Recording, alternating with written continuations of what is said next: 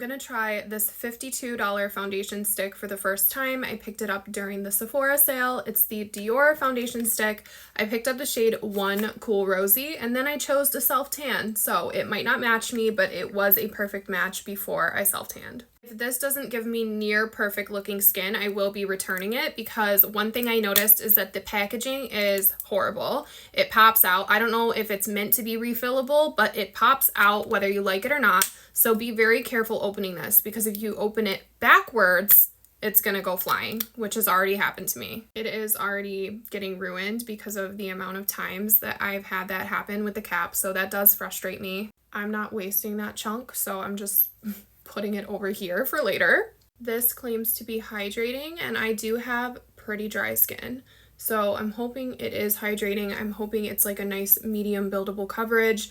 It does look like a good color match. I like how creamy it feels, but it does definitely worry me that the actual product itself may not last long, because a lot of it does deposit down when you swipe it. So very expensive to potentially not last very long. I'm being very critical, but I have to be with a product this expensive. Is it the perfect match, and is it giving me perfect angel baby skin?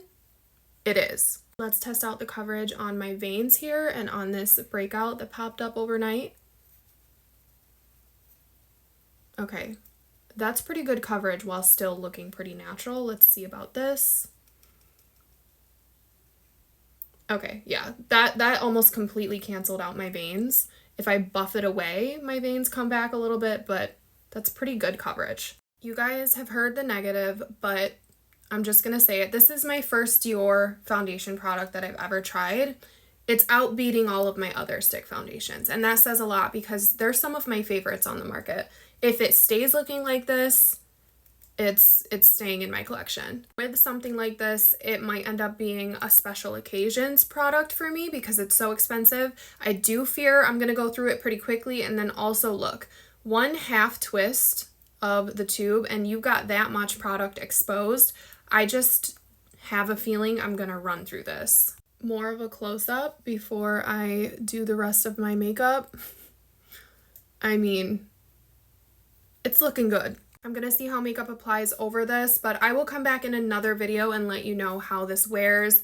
We can do a wear test and all of that, because I love falling in love with products, but I hate falling in love with products that are gonna cost me $52 to repurchase.